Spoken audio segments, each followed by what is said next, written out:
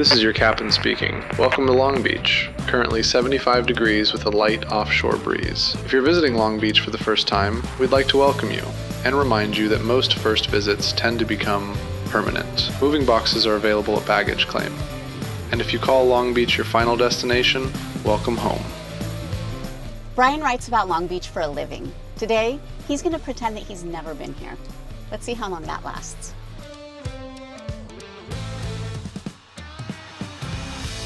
Man, I love the Long Beach airport. Built in 1941, one of America's finest examples of modern streamlined architecture. The smooth lines, the winged tip areas, and one of my favorite stories is its mosaic floor on inside the historic terminal.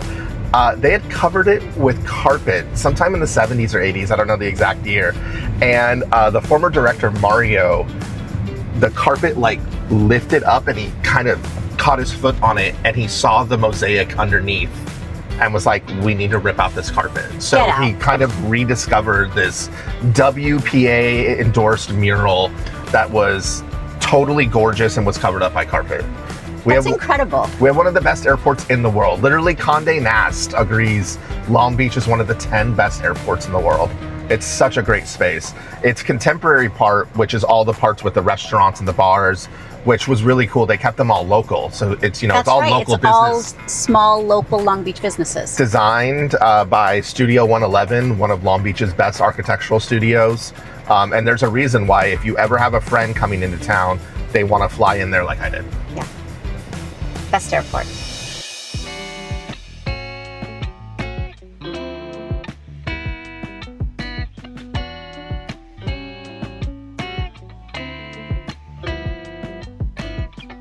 Okay, so this is Natuno at the Fairmont Breakers. We are sitting in a 100-year hotel that just celebrated its centennial. Built in 1926, it was Conrad Hilton's 8th hotel in his future empire. It's a staple in Long Beach. If you go up to the top, used to be a lookout for the war and a gunner tower. Now it's home to the Sky Room. Fairmont has a brand. My level of respect for them has skyrocketed. So they don't take on new buildings. If you look at the Fairmont catalog, it's all historic buildings. And even more, when they came to Long Beach, they understood what it meant to Long Beach. So all their managers, their executive chefs, their general managers moved to Long Beach a year before to explore the city, to understand it, so that when they opened, when guests would come, if they're like, hey, I want some really good noodles, it'll be like, hey, Cambodia Town is right up there. You should go to the Noodle Shack. It's one of the best bowl of noodles in town. That's incredible.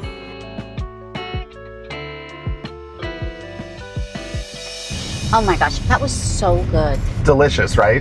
And it's funny, if you step outside and look at the Fairmont from afar, you'll see that it's asymmetrical. And it's because they had ran out of money to build the other half. So the half where the pool sits was actually supposed to have another tower above it. And it's just like, it's such a great compliment to Long Beach's rich architectural history. And it's history in architecture that you don't think about, like the Old Dubliner in downtown. It had its pieces built and made in Ireland and shipped in and built out. And in fact, that's exactly how the place we're going to, The Ordinary, was designed. It was built in pieces and then spec'd out and then constructed in parts. That's remarkable. The intentionality of that is beyond. It's beautiful. And the concept behind it from owner Chrissy Caldwell, believe me, when he tells you the story, you'll understand why The Ordinary is such an extensive part of the Long Beach hospitality scene.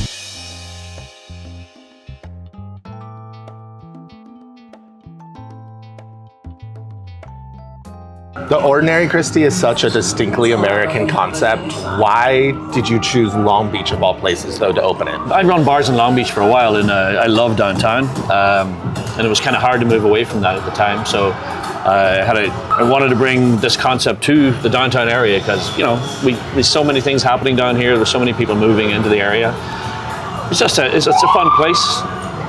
It's one of the only places that I've found in Los Angeles that feels like a city that you can walk around. So it feels like living somewhere, you know, somewhere smaller but yet bigger at the same time. So it felt like the right place to put a tavern, something like that. So can you explain for people who don't know what an Ordinary is?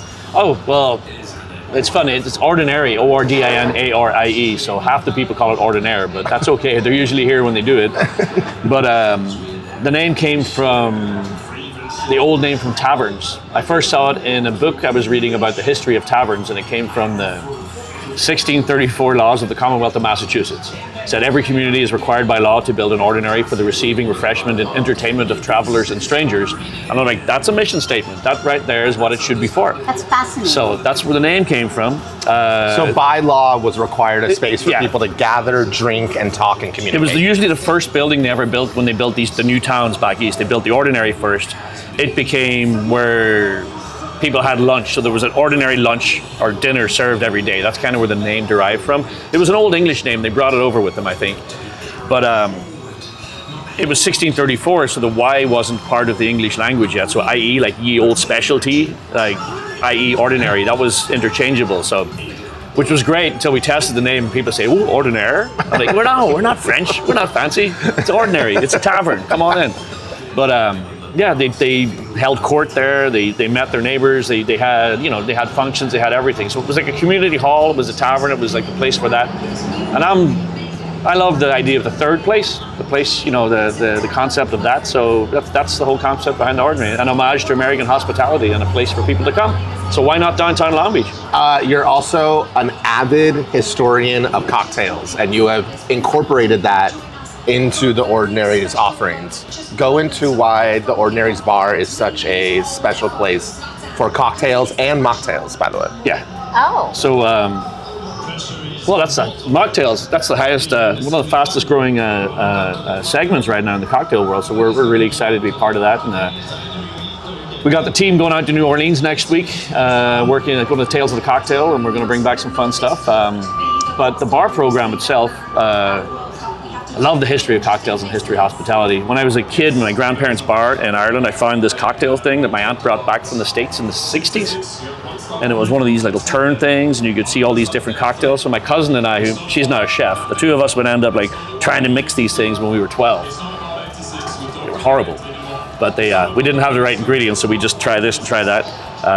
But then moving here and getting into the whole cocktail world, studied Bar 5 Day all the way to the end. There's a guy called Andrew Willett who was does the history of cocktails in LA. And I studied with him for quite a long time, and his was all about the history, and I kind of fell in love with that. So adorned on the walls in here are some of the most famous old taverns in America, some of the most famous bartenders from the golden age of cocktails, like the late 1800s all the way through. I'd wanted the bar to look like a Brunswick-style bar, so to emulate the old golden age of the cocktail. So we focus a lot on classics. We do have a lot of our own drinks, but yeah, I'm pretty happy to be one of the only places you can come in and get like over 100 classic cocktails at any time. And I want to give a shout out to your wife, Jamie. When you guys visit, she designed this 100 classic cocktails like booklet that you can go through online, and it will break it down from like boozy and citrusy to, and then it explains where it was from. It's really, really cool. Yeah.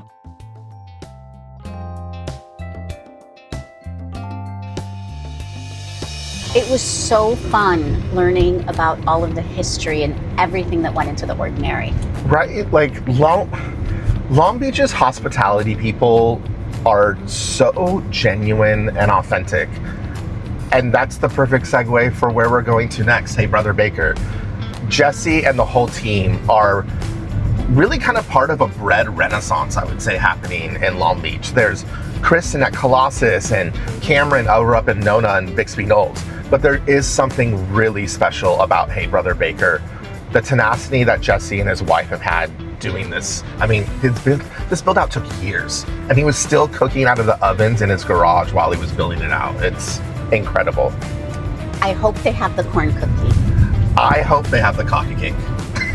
I haven't had that. It's so good. It's better than Bouchon. I stand by that.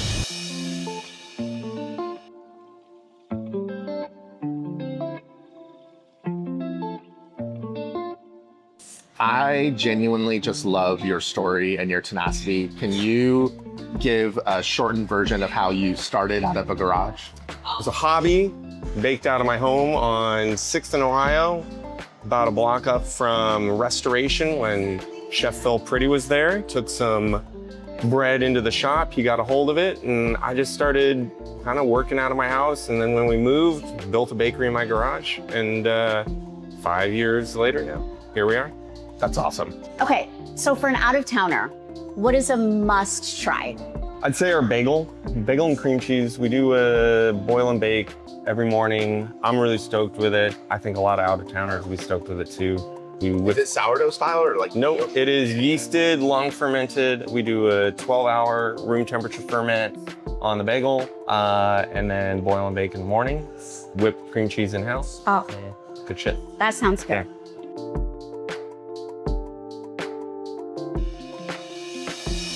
That bagel was so good, So good. I think that might be the best bagel in Long Beach right now. for sure. So are you ready for lunch? Obviously. There is this spot. Long Beach has a love of breakfast, right? And it just has great breakfast spots. We started at one. Zuzu's Petals is a little different though, because it's that like brunch, breakfast, lunch thing. It doesn't do dinner. And it comes from a hospitality legend. Evan Papadakis and his family owned the famed Papadakis in San Pedro. It was one of the longest running Greek restaurants. I remember, I went there. Did you really? I went there when I was like 21 years old. I remember it. The closure of that restaurant really reset Evan. And it brought him on this journey where he knew that he had to be back in that space again, feeding people. He's partnered with a great chef, Jesse, and together they represent for me everything I love about Long Beach. They make you feel like you're at home. They make you feel like you're seen and you're noticed. They will touch tables, they will bus tables. They're never above or below anyone else. And I just can't wait to eat some good food. I am so excited.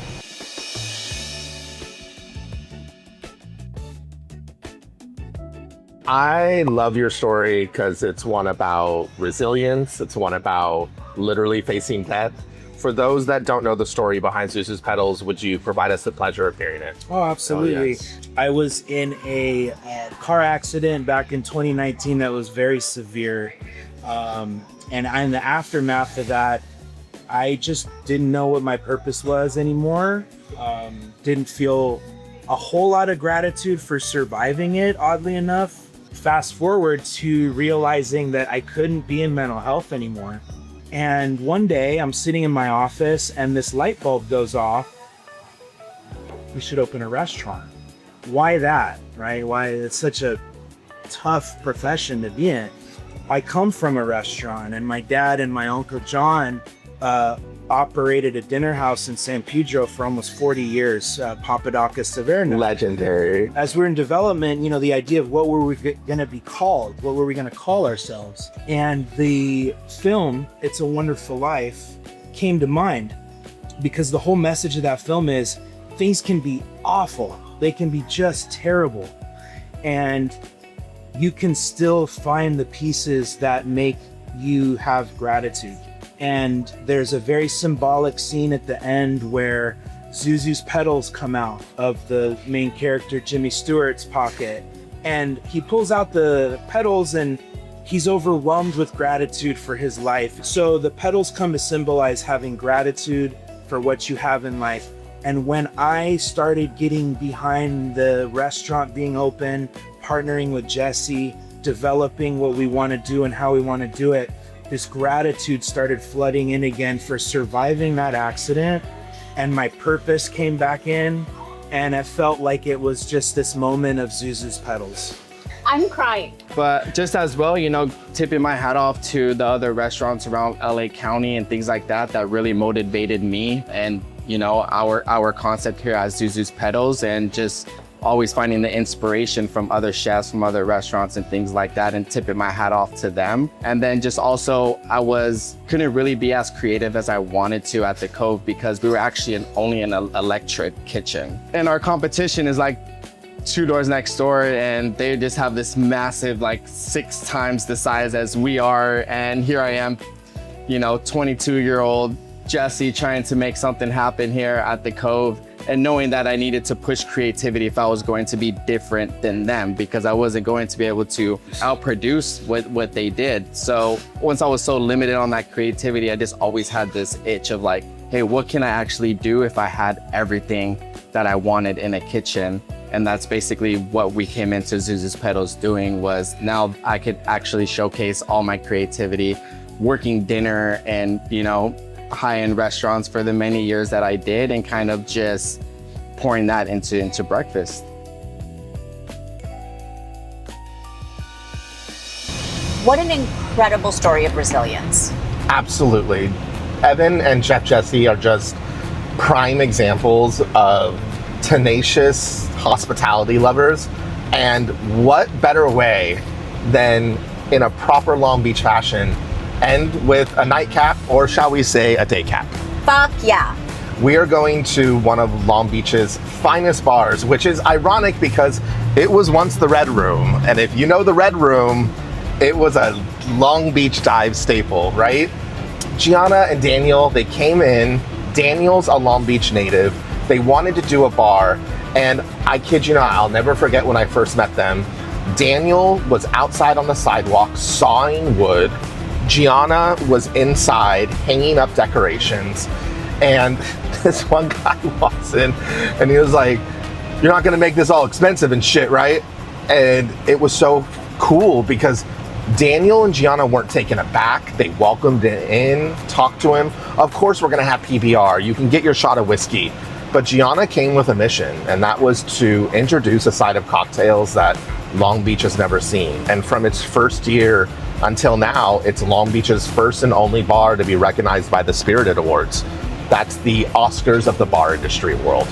Her drinks are so beautifully layered, complex, nuanced. She really has created drinks that taste unlike anything you've ever tasted before, and I cannot wait for you to try it. I am so excited for the mocktails. Yeah. Her mocktail program is one of the best in the city. I can't wait. I can't wait.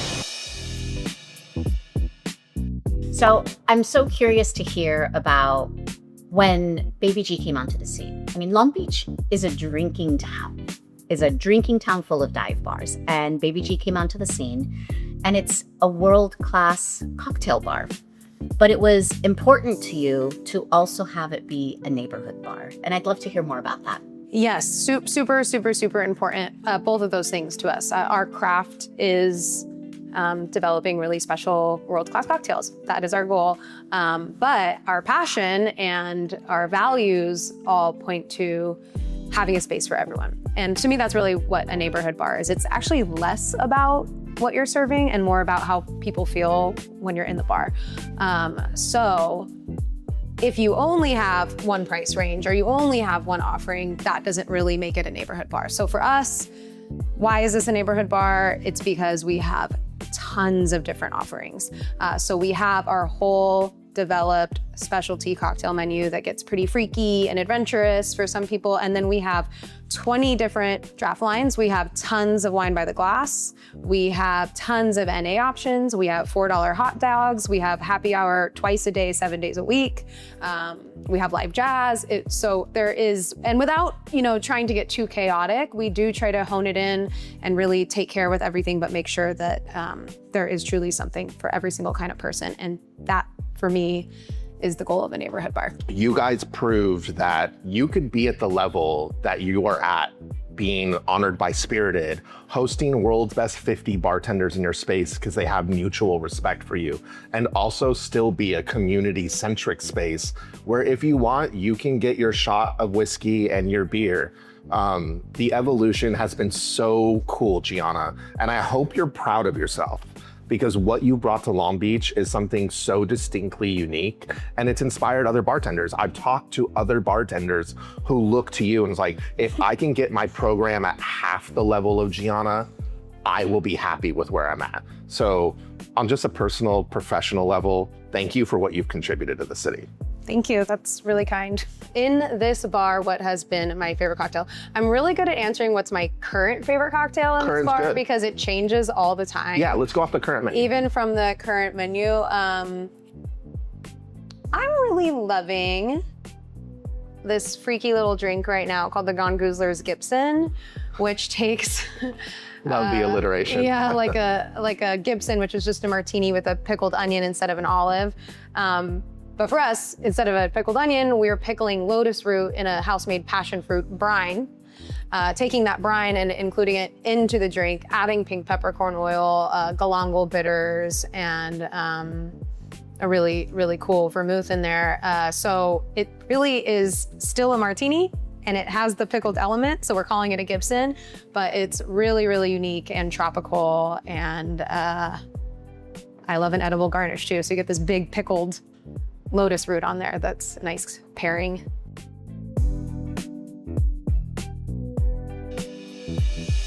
Every one of these people is someone who chose to move to Long Beach and give it their all. That's what you're moving into. When you're ready to make it permanent, you know who to call. Wait, when is my return flight? There's no return flight. Nobody ever leaves Long Beach.